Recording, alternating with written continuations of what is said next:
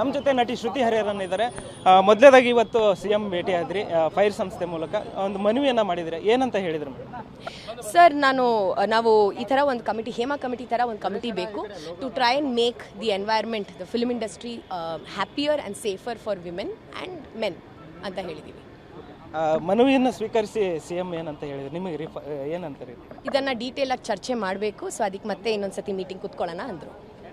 Madam, ಈಗಾಗಲೇ ಈ ಮುಂದೆ ಒಂದು ಮೀಟು ಒಂದು ಏನು ಆರೋಪ ಮಾಡಿದ್ರಿ, ಸೊ ಅವತ್ತು ನೀವು ಗಟ್ಟಿಯಾಗಿ ಧ್ವನಿ ಎತ್ತಿದ್ರಿ, ಅವತ್ತು ನಿಮಗೆ ಒಂದು ಕೇಸಲ್ಲಿ ಹಿನ್ನಡೆ ಆಯ್ತು. ಈ ಫೈರ್ ಸಂಸ್ಥೆ ಮೂಲಕ ಈಗ ಒಂದು ಸಮಿತಿ ರಚನೆ ಆದಮೇಲೆ ನಿಮಗೆ ಒಂದು ನ್ಯಾಯ ಸಿಗುತ್ತೆ ಅಂತ ಏನಾದರೂ ಇದೆಯಾ ಸರ್? ಇದರಲ್ಲಿ ಫೈರ್ ಇದಕ್ಕಿಂತ ಮುಂಚೆನೇ ಇತ್ತು ಆ್ಯಂಡ್ ನ್ಯಾಯದ ವಿಚಾರನೇ ಬರಲ್ಲ ಇಲ್ಲಿ.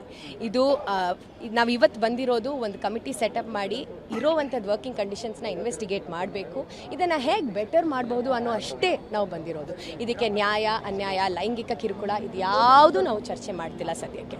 ಈ ಒಂದು ಕಮಿಟಿ ಸೆಟಪ್ ಆದ ನಂತರ ಕ್ಲೋಸ್ ಡೋರ್ಸಲ್ಲಿ ಈ ಒಂದು ಇನ್ವೆಸ್ಟಿಗೇಷನ್ ನಡೆಯುತ್ತೆ. ಸಾಕಷ್ಟು ಜನ ಹೆಣ್ಮಕ್ಳು, ಗಂಡಸರು, ಪ್ರೊಡಕ್ಷನ್ ಹೌಸಸ್ ಎಲ್ಲರೂ ಬಂದು ಅವ್ರವ್ರ ಪ್ರಾಬ್ಲಮ್ಸ್ಗಳು ಬಂದು ಹೇಳ್ಕೋಬಹುದು. ಆ್ಯಂಡ್ ಇದು ಗವರ್ಮೆಂಟ್ ಸಪೋರ್ಟೆಡ್ ಬಾಡಿ, ಸೊ ಅದಕ್ಕೆ ಇನ್ನೊಂಚೂರು ಜಾಸ್ತಿನೇ ಕ್ರೆಡಿಬಿಲಿಟಿ ಇರುತ್ತೆ.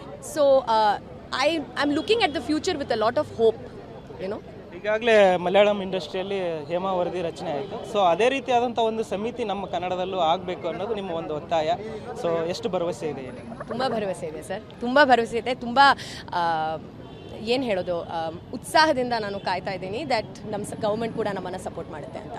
ಯಾವ್ಯಾವ ರೀತಿಯಾದಂಥ ಒಂದು ಇಂಡಸ್ಟ್ರಿಯಲ್ಲಿ ಆದಂಥ ಸಮಸ್ಯೆಗಳನ್ನು ನೀವೀಗ CM ಮುಂದಿಟ್ಟಿರ್ತಕ್ಕಂಥದ್ದು ನಿಮ್ಮ ವರದಿಯಲ್ಲಿ ಅವರಿಗೆ ಸಲ್ಲಿಸಿರ್ತಕ್ಕಂಥ? Right sir, basic facilities like washroom facility, safe transportation ಹೆಣ್ಮಕ್ಳಿಗೆ, ಆ್ಯಂಡ್ ಇದು ಬರೀ ಆ್ಯಕ್ಟ್ರೆಸಸ್ಗೆ ಸೀಮಿತ ಅಲ್ಲ, ಜೂನಿಯರ್ ಆರ್ಟಿಸ್ಟ್ಗಳಾಗಬಹುದು, ಡಾನ್ಸರ್ಸ್ಗಳು ಎಷ್ಟೋ ಜನ ಹೆಣ್ಮಕ್ಳಿದ್ದಾರೆ, ಇವ್ರಿಗೆಲ್ಲ ಕೂಡ ಬೇರೆ ಬೇರೆ ರೀತಿಯಲ್ಲಿ ಸಮಸ್ಯೆಗಳಿರುತ್ತೆ. ಫಾರ್ ಎಕ್ಸಾಂಪಲ್, ಊಟದ ವಿಚಾರದಲ್ಲೂ ಕೂಡ ಕೆಲವೊಂದು ಸತಿ ನಾವು ಭೇದ ಭಾವ ಮಾಡ್ತೀವಿ. ಸೊ ಇದು ಯಾವುದು ಭೇದ ಭಾವ ಮಾಡದೆ ನಮ್ಮ ಇಂಡಸ್ಟ್ರಿನ ಹೇಗೆ ನಾವು ಈಕ್ವಾಲಿಟಿ ರೀತಿಯಲ್ಲಿ ಸಮಾನತೆ ಆಗಿ ನಾವು ಹೇಗೆ ಅದನ್ನು ಟ್ರೀಟ್ ಮಾಡಬಹುದು ಅನ್ನೋದೇ ನಮ್ಮ ಪ್ರಯತ್ನ ಸರ್.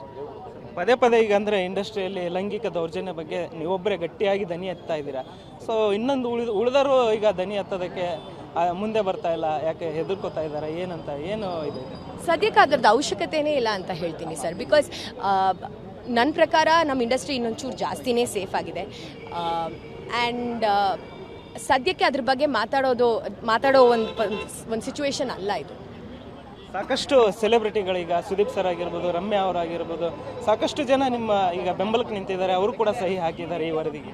ಹೌದು, and I am very thankful to them sir, because ಇಂಥ ಸೂಪರ್ ಸ್ಟಾರ್ಸ್ ಅಲ್ಲ ಸೀನಿಯರ್ ಮೆಂಬರ್ಸ್ ನಮ್ಮ ಇಂಡಸ್ಟ್ರಿನಲ್ಲಿ ಕೈ ಜೋಡಿಸಿದ್ರೆ ನಮ್ಮ ಕಾಸ್ಗೆ ಇನ್ನೂ ಗಟ್ಟಿಯಾಗುತ್ತೆ. ಬಿಕಾಸ್ ದೇ ಬಿಲೀವ್ ದ್ಯಾಟ್ ಈ ಒಂದು ಕಮಿಟಿ ನಾವು ಕೇಳ್ತಾ ಇರೋದು is to make the entire industry happier and safer across the board. ಇದು ಬರೀ ಲೈಂಗಿಕ ಕಿರುಕುಳ ಅಲ್ಲ, ಸೆಕ್ಷುವಲ್ ಹ್ಯಾರಸ್ಮೆಂಟ್ಗೆ ಸೀಮಿತ ಅಲ್ಲ, ಇದು ಅಕ್ರಾಸ್ ದ ಬೋರ್ಡ್ ಯಾವ ರೀತಿಯಲ್ಲಿ ನಾವು ನಮ್ಮ ಇಂಡಸ್ಟ್ರಿನ ನಮ್ಮ ಹೆಣ್ಮಕ್ಳಿಗೆ ಹೇಗೆ ಸೇಫ್ ಮಾಡಬಹುದು, ಬೆಟರ್ ಮಾಡಬಹುದು ಅನ್ನೋ ಒಂದೇ ಪ್ರಯತ್ನ. ಆ್ಯಂಡ್ ಅದಕ್ಕೆ ಅವ್ರು ಕೈ ಜೋಡಿಸಿದ್ದಾರೆ. ಈ ಸಮಿತಿ ಏನಾದರೂ ರಚನೆ ಆಗದೇ ಇದ್ರೆ ನಿಮ್ಮ ಮುಂದಿನ ನಡೆ ಏನಾಗಿರುತ್ತೆ? ಆ ಥರ ನಾವು ಯೋಚನೆ ಮಾಡೋಕ್ಕೆ ಹೋಗಲಿಲ್ಲ. ಇದು 100% ರಚನೆ ಆಗುತ್ತೆ ಅನ್ನೋ ನಂಬಿಕೆ ನನಗಿದೆ. Thank you sir. ಇದಿಷ್ಟು ನಟಿ ಶ್ರುತಿ ಹರಿಹರನ್ ನಾವು ಮಾತಾಗಿತ್ತು. ಕ್ಯಾಮ್ರಾ ಪರ್ಸನ್ ಶಂಭು ಜೊತೆ ಧನು, ಎಲ್ಗಾಚ್ ಪಬ್ಲಿಕ್ TV, ಬೆಂಗಳೂರು.